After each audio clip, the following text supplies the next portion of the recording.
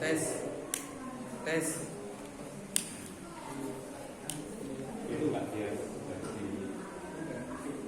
Tes. Bismillah, subhanallah,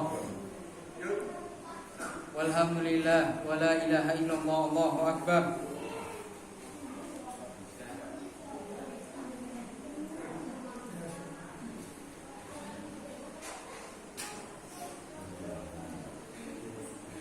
Tes, ya. Alhamdulillahirabbil alamin. Wa bihi nasta'in ala umuri dunya waddin. Wassalatu wassalamu ala asyrafil anbiya'i wal mursalin nabiyina Muhammad wa ala alihi wa ashabihi ajma'in, amma ba'du. Ayyuhal hadirun wal hadirat, kaum muslimin dan muslimat, jamaah sekalian, semoga Allah merahmati semuanya. Assalamualaikum warahmatullahi wabarakatuh.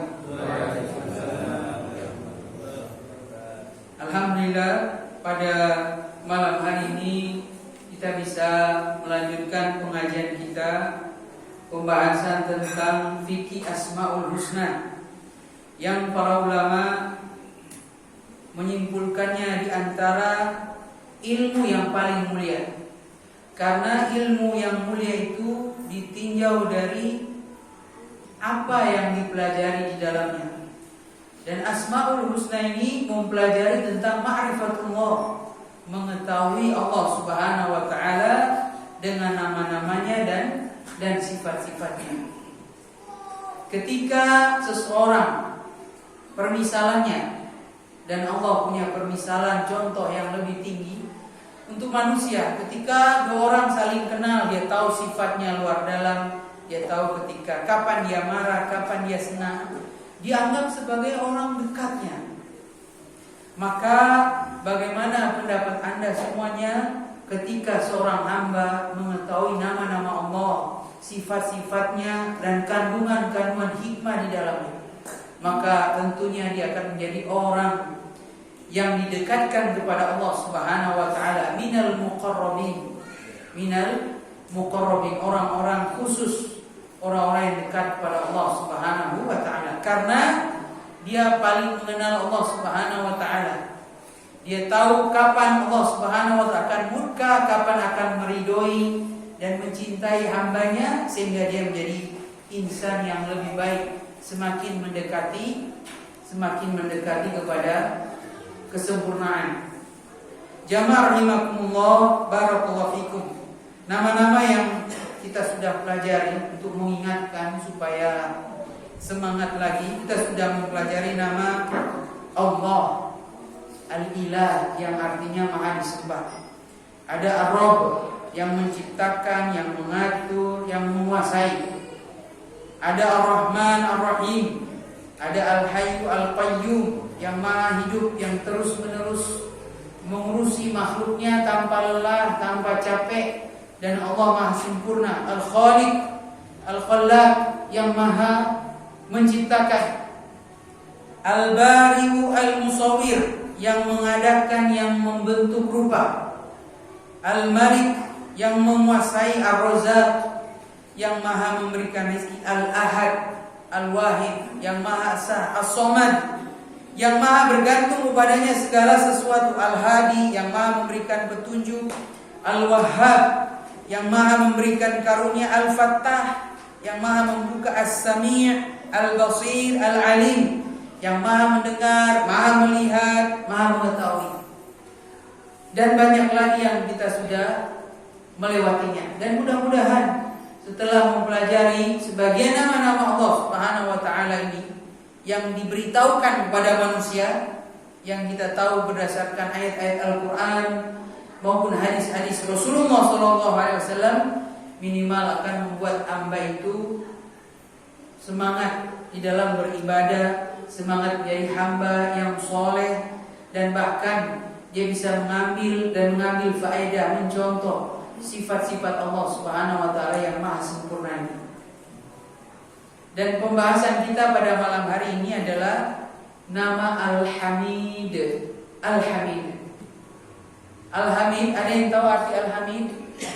Maha Al-Hamid, Abdul Hamid. Nah ini Al-Hamid ini, hambanya Al-Hamid. Apa Al-Hamid? Ha mim ya dal, terpuji, maha terpuji. Ini yang sering dibaca dalam surah Al-Fatihah, Alhamdu. Karena dalam bahasa Arab huruf alif, waw dan ya itu hanya huruf tambahan, huruf illah, huruf penyakit.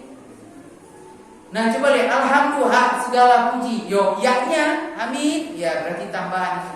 Tapi maknanya tidak jauh-jauh dari hal tersebut.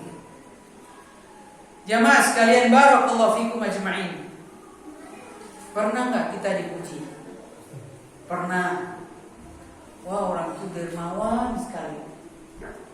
Tapi sepertinya saya lebih banyak dicela, dikritik. Berarti ada sesuatu yang kurang, sesuatu yang salah dari kita. Ada orang yang dipuji karena dia jago main bola, apalagi musim sekarang. Gacoan saya pemain yang saya suka ini misalnya. Ada yang dipuji karena dermawannya. Ada yang dipuji karena ketampanan dan kecantikannya. Ada yang dipuji karena kecerdasannya. Dari semenjak belajar pendidikan formal dari SD sampai SMA, sekolah menengah atas, sekolah lanjutan tingkat atas, semuanya juara 1 terus, peringkat pertama. Dipuji.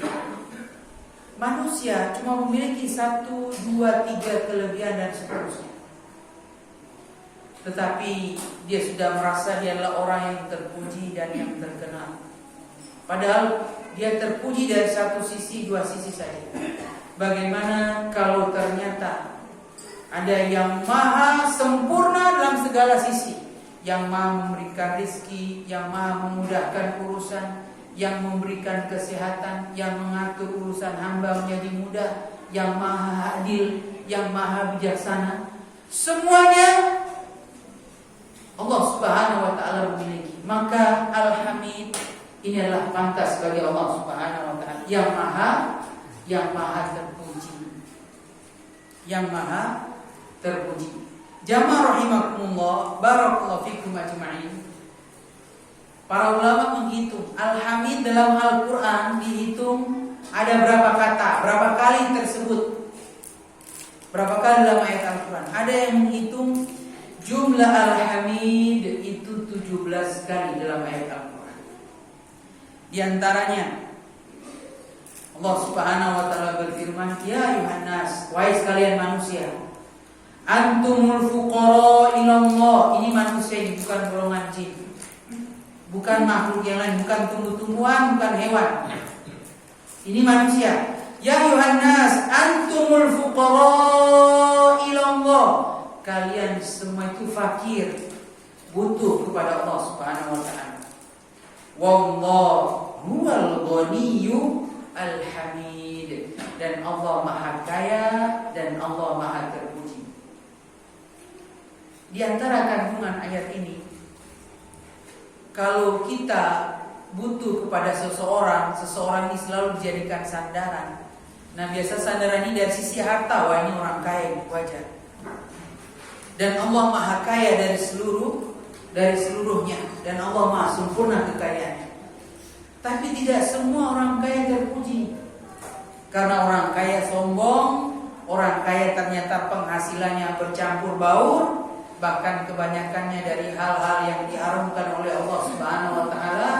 Orang kaya tak suka menipu, suka curang, suka culas kepada manusia. Tapi Allah Al-Hamid, maha terpuji. Allah maha kaya dan Allah maha terpuji. Tidak ada kekurangan dari sisi kekayaan Allah Subhanahu wa ta'ala, tidak ada kekurangan. Tidak ada kekurangan. Ini satu contoh.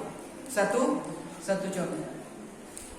Para ulama menjelaskan bahwa Al-Hamid bila ditinjau ada 2 keadaan. Keadaan pertama, kenapa Allah terpuji? Karena Allah maha berbuat baik kepada makhluk. Allah yang menciptakan, Allah yang mengatur, Allah yang memberikan rezeki, Allah yang memberikan jodoh, Allah yang memberikan segala-gala nikmat yang kalau manusia menghitung tidak akan bisa menghitungnya. secara satuan. Manusia mau lipat gandakan, oke lah, 1 triliun, 2 triliun. Saya baru dengar setelah triliun itu masih ada. 1 triliun kan 1000 miliar. Di atas 1000 triliun itu ada apa? Billion itu ini bahasa Inggris. Billion itu bahasa Inggris itu. 1 billion itu 1 miliar. Di atas triliun apa?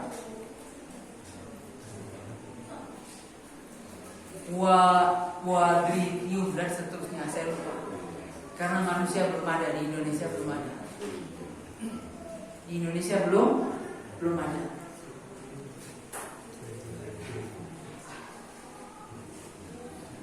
Allah Maha memberikan segala-galanya bagi manusia, seluruhnya.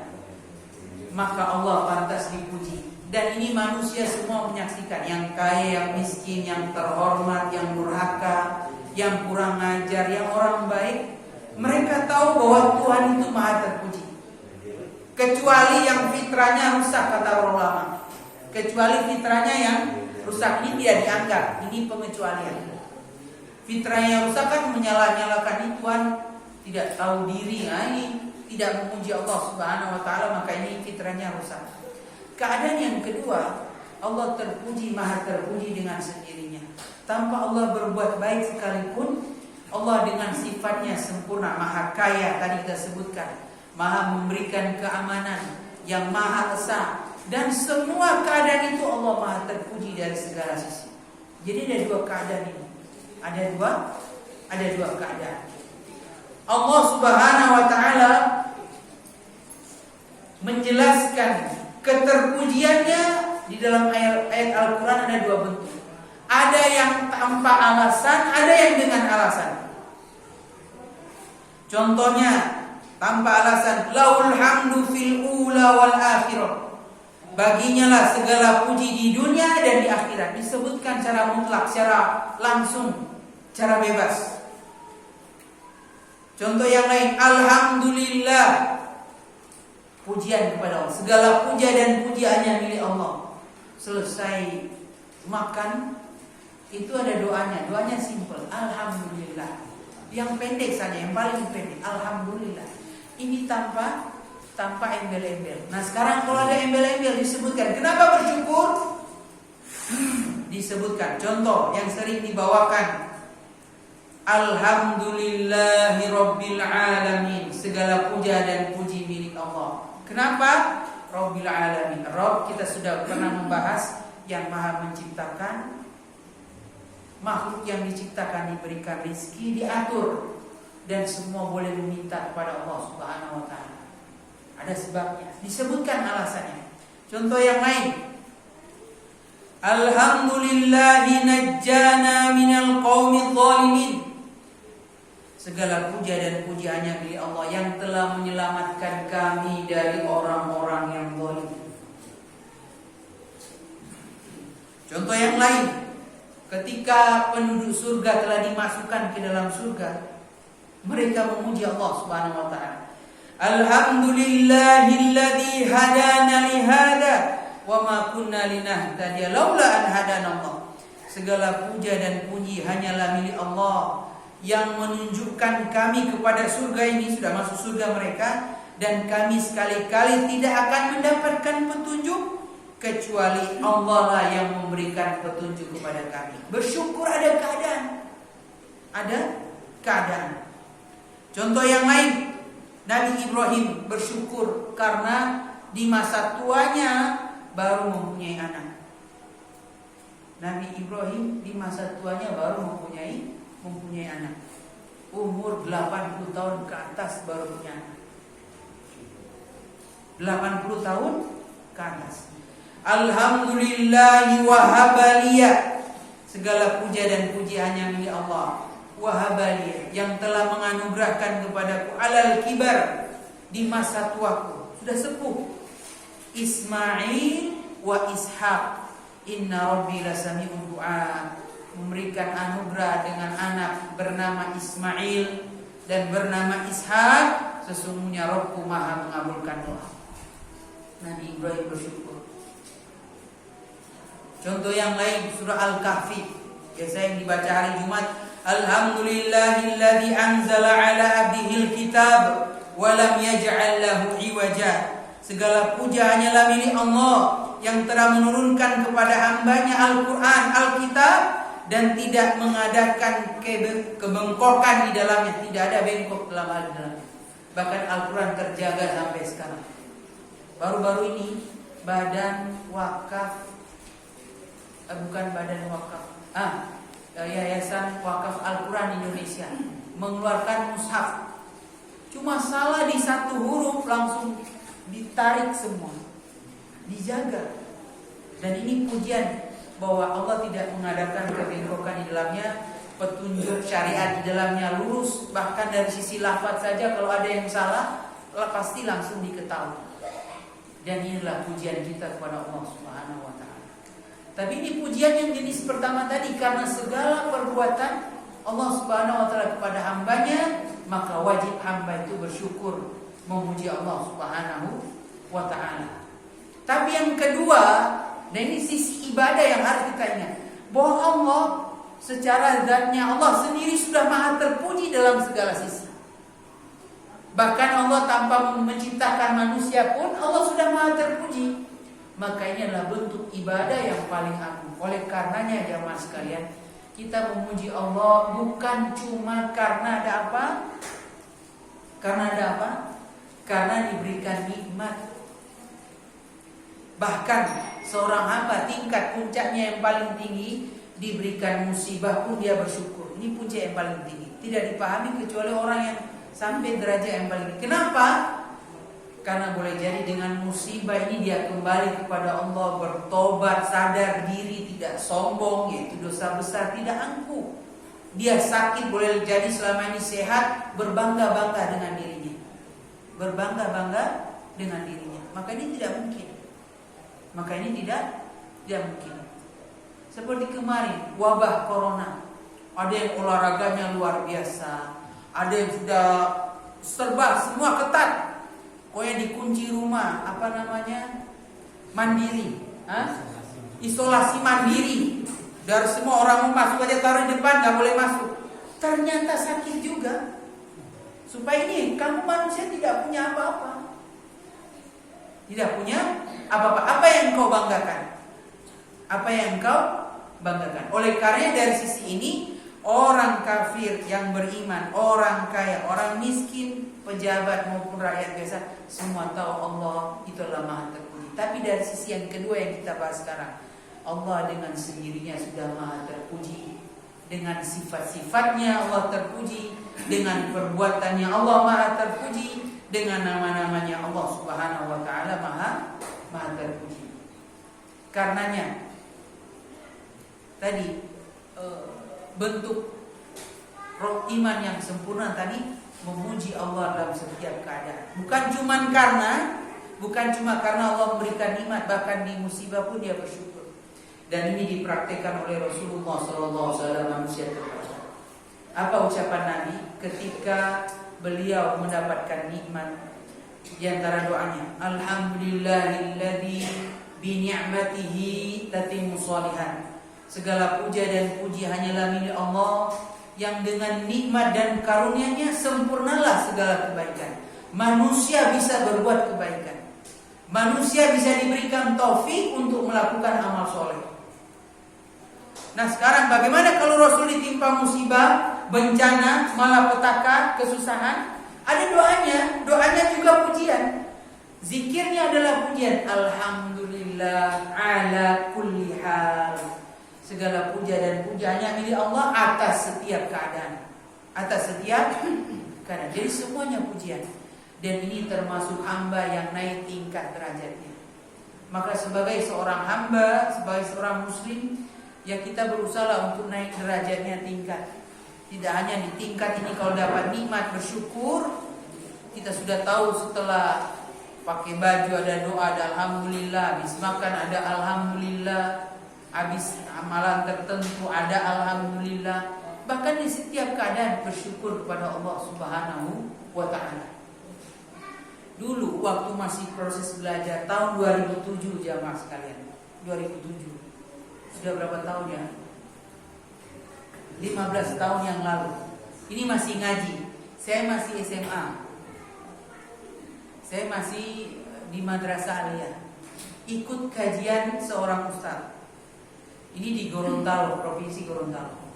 Nah di Gorontalo itu ada bentor namanya. Itu motor tapi ada seperti becak dari motor, tapi tampilannya lebih bagus daripada yang di Jogja. Itu ada penutupnya, kalau hujan bisa ditutup di depan dan lebih lebar, bisa muat tiga orang. Nah Ustadz naik bentor ini, nama kendaraannya, jatuh HP-nya. Itu HP-nya 2007 masih HP apa? Monokrom. Dan tidak semuanya punya.